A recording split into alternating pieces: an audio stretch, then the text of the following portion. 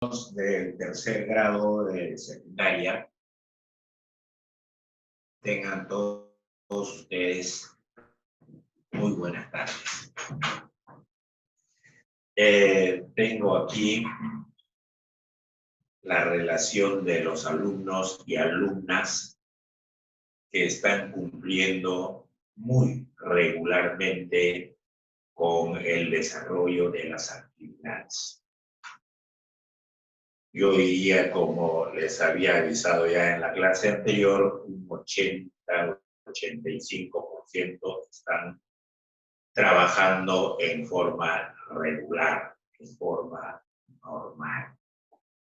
De repente, 10 o 15% puede tener algunos problemas, pero que comuniquen, ¿sí? Para yo poder tener cuidado y conversar de repente, porque ahí tienen el número de teléfono, para darles. Se me vino a la mente el imperio del Tahuantinsuyo. Y poco a poco me he ido alejando del Perú, del imperio Tahuantinsuyo, para llegar a otro imperio. El imperio, digamos, el imperio ruso o el imperio los países desarrollados desde el punto de vista económico, desde el punto de vista intelectual, educacional, etcétera, etcétera. Por ejemplo, el imperio griego, por ejemplo, el imperio árabe, el imperio, etcétera, etcétera, etcétera. Yo quiero lanzar una pregunta a ustedes. ¿Qué entiendes tú? ¿Qué entiendes tú por imperio? Esa palabrita imperio, ¿qué significa? Esa es la pregunta número 1. ¿Y qué significa la palabra coalición? Ya ustedes están en tercer año de secundaria y han tenido todo inicial, todo primaria, y están en un 50-60% ya de secundaria. Y estas palabritas que acabo de mencionar ya tienen que manejarlo, pues. Tienen que saber lo que significa la palabra imperio. ¿Por qué se hablaba del imperio de los incas? ¿Por qué se hablaba del imperio del Tahuantinsuyo? ¿Qué significa esa palabra imperio? El imperio romano. ¿Qué significa esa palabra imperio? Y aparte de eso, esta palabrita que les estoy mencionando después de imperio, ¿qué entiendes por coalición? ¿Qué entiendes por coalición? La palabra imperio, ya más o menos, ¿sí? Has razonado, has pensado.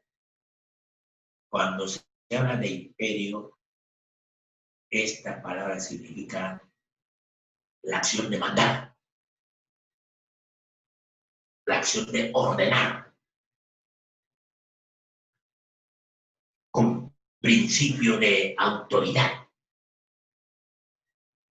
El imperio de los incas. Principio de autoridad para mandar, para ordenar. Y a la autoridad se le respeta. A la autoridad se le presta atención. Así no me guste las acciones que está tomando esa autoridad.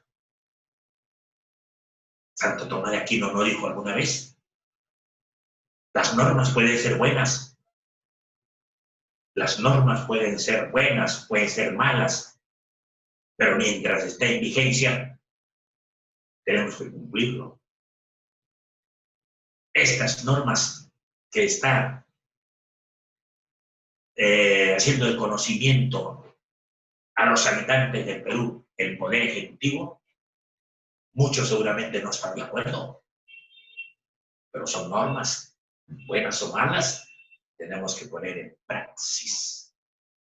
Porque alguien está mandando, alguien está ordenando, y ese alguien es la máxima autoridad del poder ejecutivo y del presidente de la República. Y en este caso ya específico de nuestra clase, vamos a tratar sobre aspectos relacionados al imperio. Y cuando trato sobre el imperio en esta clase específica, se me viene a la mente Napoleón Bonaparte. Y el hermano de Napoleón Bonaparte. Vamos a ver. Napoleón Bonaparte se constituyó a través de un autogolpe en el emperador, en el gran emperador. Napoleón Bonaparte formó parte del imperio durante la Revolución Francesa. Durante su gobierno, durante su administración, desde el punto de vista político, social, económico, educacional, etcétera, etcétera, etcétera, la primera acción que realizó Napoleón Bonaparte durante su gestión fue crear el ejército imperial. ¿Por qué y para qué? Para hacer frente a las coaliciones que se habían organizado en Europa Occidental. ¿Y qué cosa viene a ser coalición? ¿Con qué otra palabrita lo podemos reemplazar esta palabra coalición? Con alianzas. Con alianzas. Habían países que tuvieron que firmar alianzas, pactos, etcétera, etcétera, para hacer frente al ejército de Napoleón Bonaparte, el gran emperador, durante la época del imperio. Segunda acción, se enfrentó a sucesivas coaliciones, o llamado también a sucesivas alianzas, que hacían frente a Napoleón Bonaparte, más conocido con el nombre de coaliciones. Coaliciones. En 1805, ¿qué es lo que sucedió? Venció a la coalición Austria y Prusia. El ejército de Napoleón venció a la coalición Austria y Prusia, invadió España y Portugal.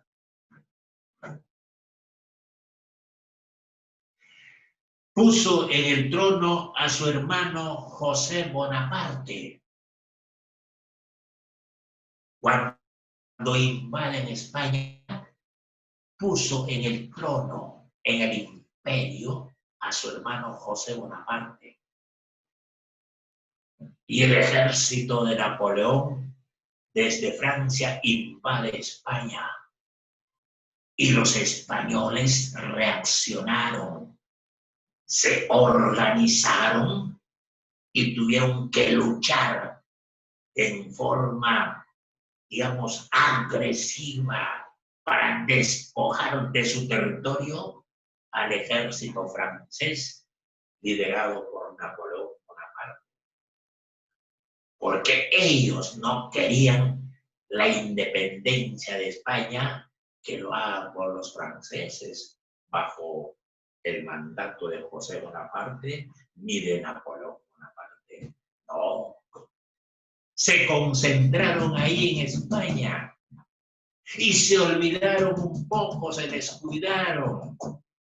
de sus colonias de América Latina, sobre todo de Perú, de ese descuido, de ese, digamos,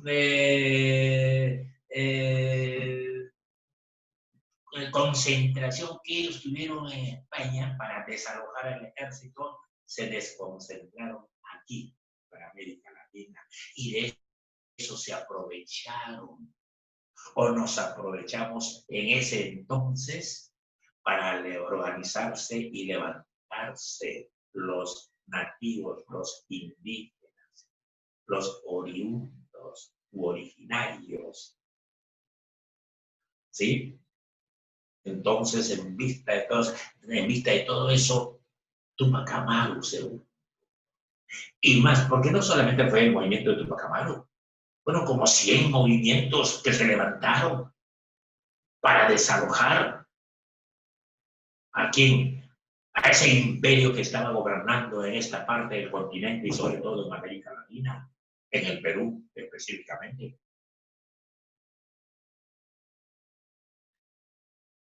España se sublevó y dio inicios a la guerra de la independencia española. De eso nos aprovechamos nosotros en ese entonces, porque más concentrados estaban en España. En 1812 enfrentó a Rusia y fue derrotado. Napoleón Bonaparte.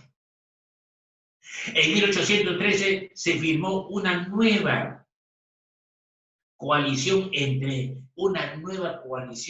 una nueva alianza. ¿Entre qué países? Inglaterra, arriba. Rusia,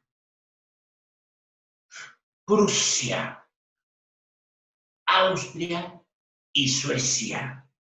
5 países forman una coalición, forman una alianza para derrotar al ejército napoleónico. El ejército aliado, o sea, estos 5 países, derrotó a Napoleón en la batalla de Leipzig. Abdicar. ¿Qué significa esta palabrita abdicar? Alumnos y alumnas, ya ustedes están en tercer año de media y tienen que manejar ya estos términos, estas palabritas, ya tienen que ir aprendiendo a manejarlos y cuando empiezan a dialogar, a conversar, utilicen estos términos, estas palabritas que les estoy recomendando. Eso es para utilizarlos, pues. ¿Sí? Napoleón abdicó en 1814 y fue llevado a la isla italiana de Elba. Es decir, dejó el poder. Entregó el poder. Abandonó prácticamente. Abdicó.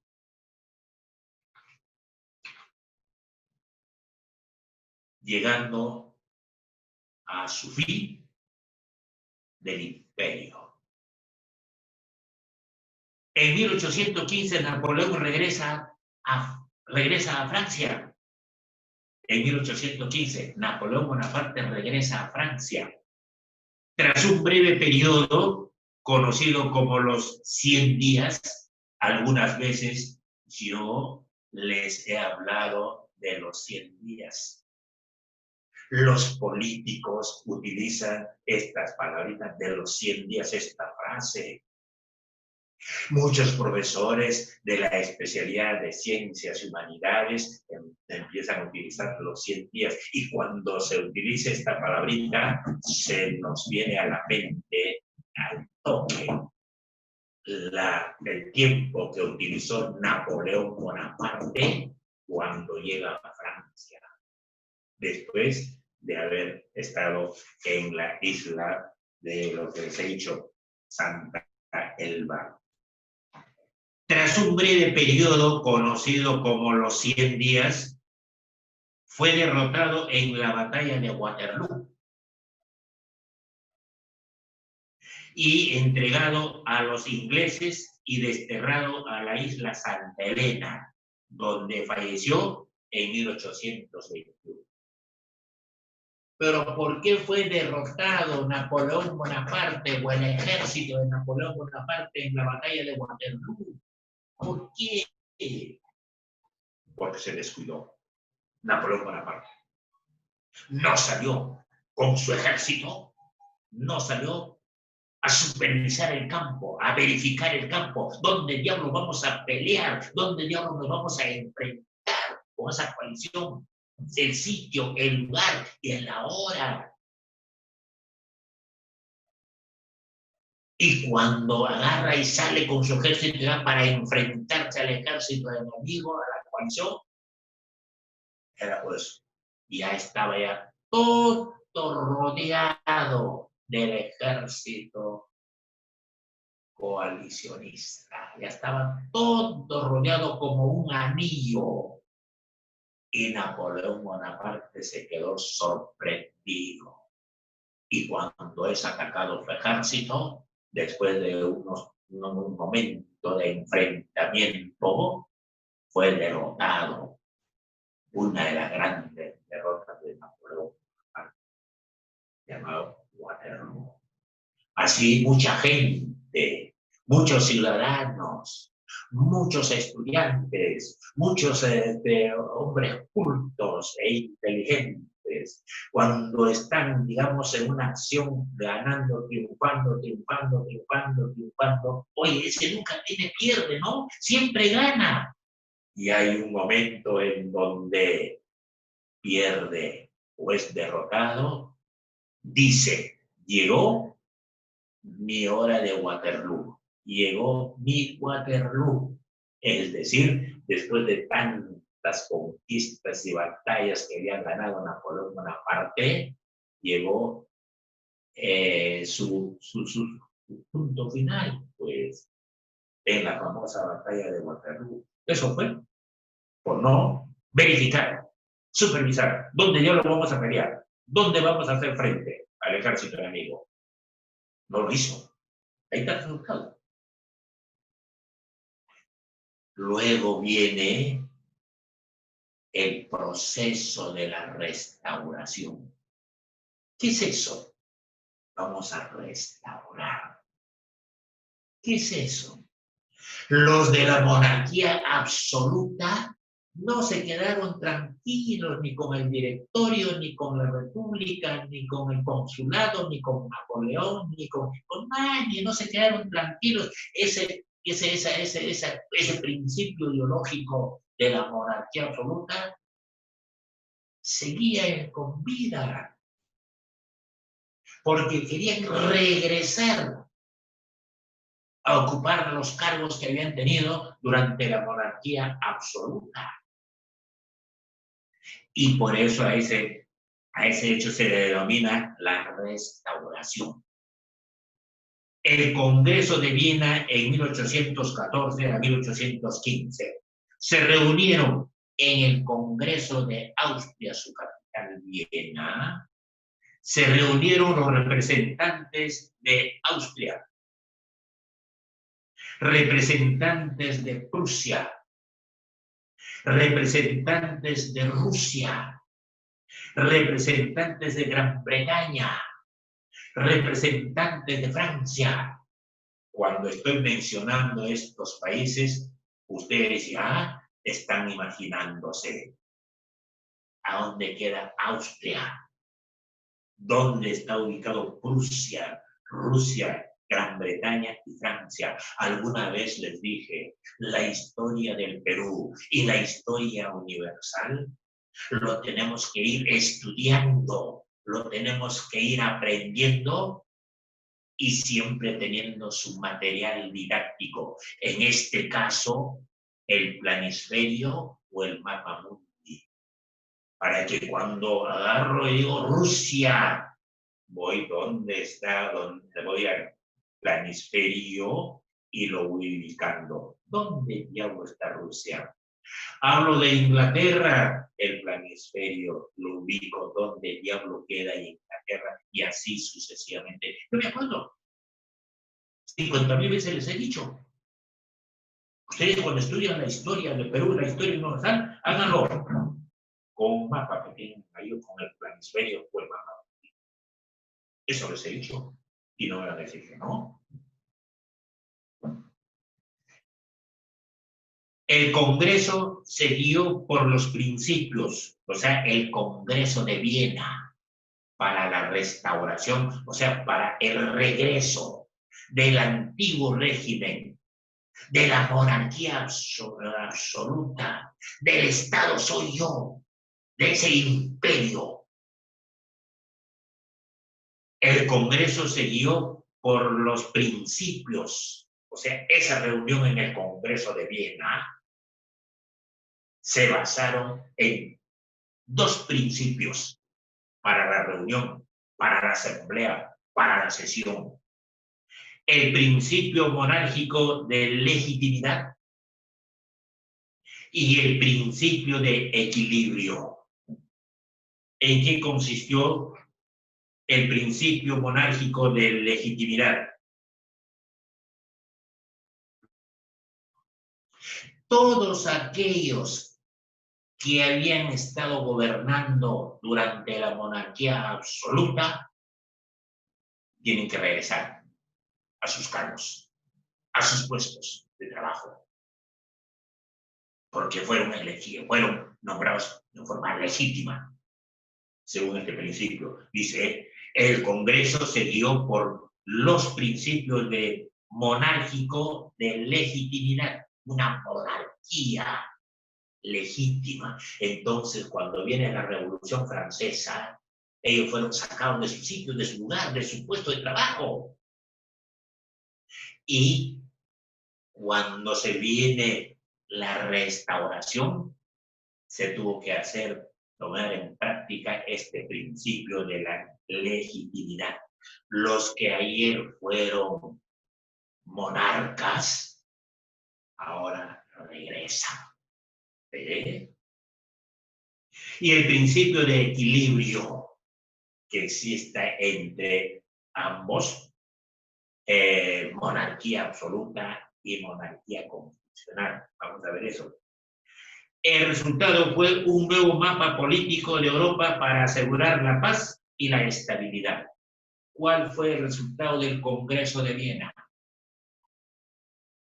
Un nuevo mapa político con la distribución de los espacios entre los países que formaron las coaliciones o alianzas.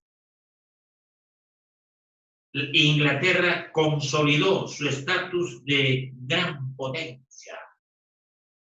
Por acuerdo del Congreso de Viena, Inglaterra se convierte en un país muy desarrollado con una gran potencia política y potencia económica. La potencia política, porque tenía Inglaterra sus tres poderes del Estado, tenía Inglaterra un poder ejecutivo, tenía Inglaterra un poder legislativo y un poder judicial, tenía Inglaterra su constitución, la Carta Magna de Inglaterra, elegían a sus autoridades haciendo uso del sufragio universal.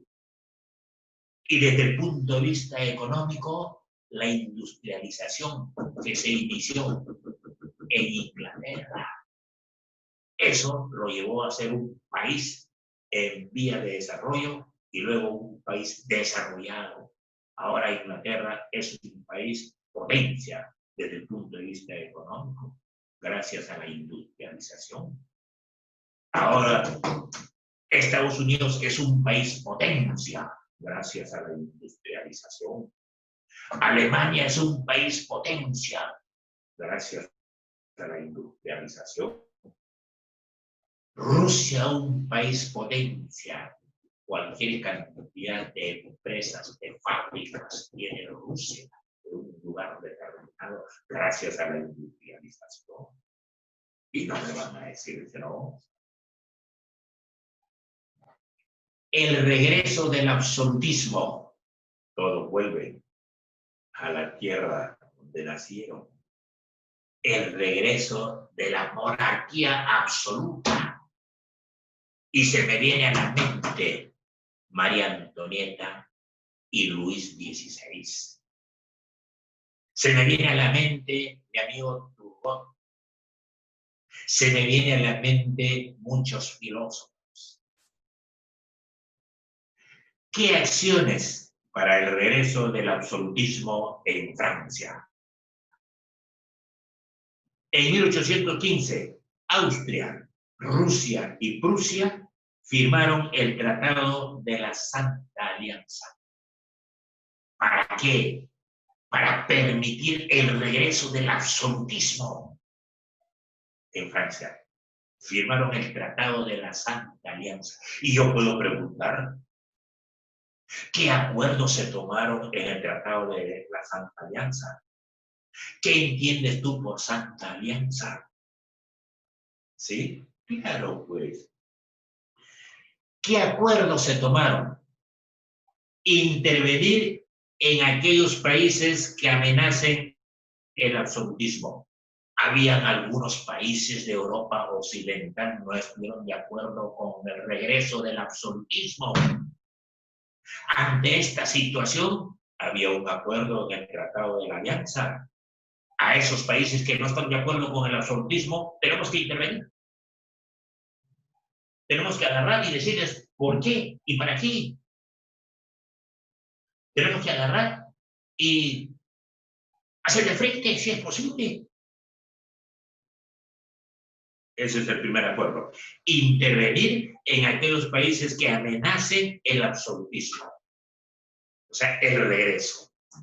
Todo vuelve. Eso fue un acuerdo del tratado, digamos, del Congreso de Viena. El establecimiento del derecho de intervención fue la propuesta de Metternich, un gran político. Agarró y dijo, tenemos que establecer el derecho de intervención a esos países que están frenando, esos países que no quieren el retorno, el regreso de la monarquía absoluta. Tenemos que intervenir. Las monarquías restauradoras pedían interferir en la política interna de los estados. Lo que fue estos acuerdos en la Santa Alianza que se firmó, no estuvo de acuerdo el poder ejecutivo de Inglaterra. Por eso dice aquí, las monarquías restauradoras pedían interferir en la política interna de los estados. O sea, ellos querían intervenir en los países para solicitar informes, para agarrar y supervisar, controlar. De esta situación no estuvo de acuerdo Inglaterra. Agarró y dijo, al país donde estoy administrando, donde estoy gobernando, nadie va a intervenir, ni la monarquía absoluta, ni los representantes de esa política. ¿Se negó? Muy bien, jóvenes. ¿Se dan cuenta ustedes que es bien fácil hablar sobre el imperio, hablar sobre las coaliciones, hablar sobre la Santa Alianza, hablar sobre el Congreso de Viena? Todas esas cositas se tienen que familiarizar ustedes con todos esos términos, esas palabritas, por favor, mis queridos amigos y amigas de tercero y secundaria. Tienen que acostumbrarse a utilizar esos términos, a familiarizarse con esos términos.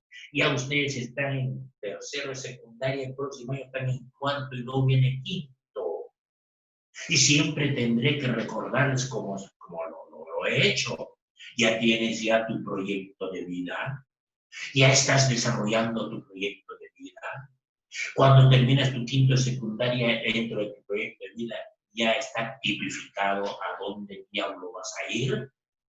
¿Vas a ir a la universidad? ¿Vas a ir al instituto? ¿O vas a ir a formar, digamos, a crear una pequeña empresa?